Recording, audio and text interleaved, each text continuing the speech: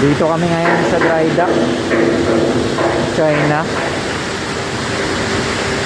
Medyo busy. Maraming gagawin, maraming i-repair. Yan. Daming naka-dry dock ngayon. Doon sa likod, meron dalawa. Nagbabangking yung dalawang barko. Kami, tatlong bangking kami. Yung isa doon sa amin, panggitna, Berge Bulk. Tapos ito, Berge Bulk din to. Ito, nasa unahan. Wala yung nakadikit sa GT ngayon. Ano yung pangalawa? Busy. Normal sa dry dock, ganito ang trabaho. Lahat ng kayang habulin na i-repair. Lahat nandito pa sa dry dock. So ngayon ang gagawin namin, magtatanggal kami ng clips dito sa bodega size. Yan yung mga tatanggalin namin. Ito na lang ang natira. Hatch cover number 6, cargo hold.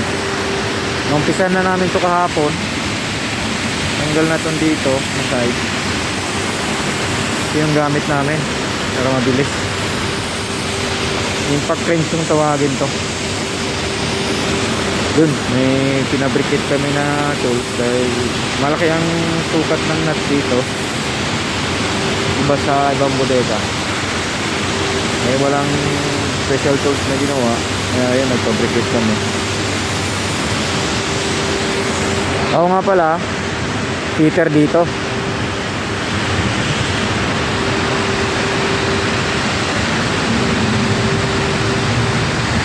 Ang alam ko, tatanggalin din yung sa kanila. Ayan. Hindi pa natanggal yung iba. Kahapon, nakita ko, nagtanggal na sila dun sa bodega dos. So, galing siguro sila dun sa proa papuntang Pupa. Ayan. Busy rin sila. Yan yung usok na yan, galing sa bodega. Nagsasunblast siguro yan o hydroblast. Yan. Yan. Halos lahat ng bodega nila na umpisahan ng repair.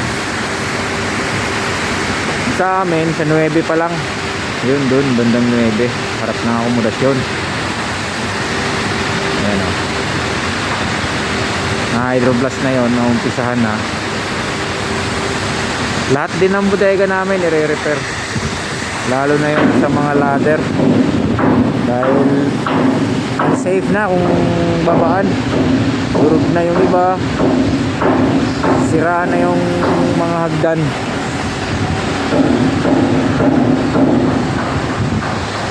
Yan o, bodega. Nakabukas lahat yan.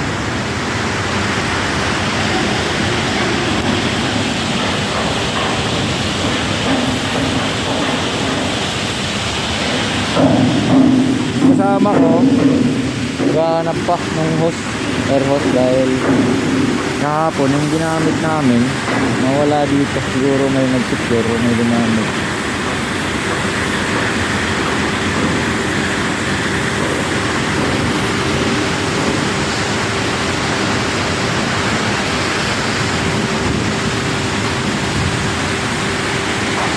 Ang estimated namin dito, sabi ng taga-yard,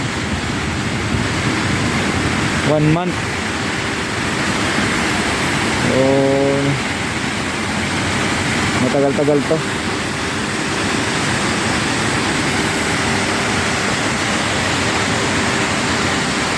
Nag-umpisa kami nung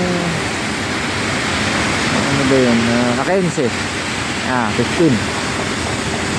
March 15 kami pumasok. Ngayon ay March 18. Pero time na yun, hindi talaga kami nag-umpisa pa ganito. Dahil sa mga panahon, so konti-konti lang yung nagawa. Ngayon, ito na yung umpisa. Gumanda na yung panahon. Sana tuloy-tuloy. Malamig dito ngayon. Ayan yung bossing.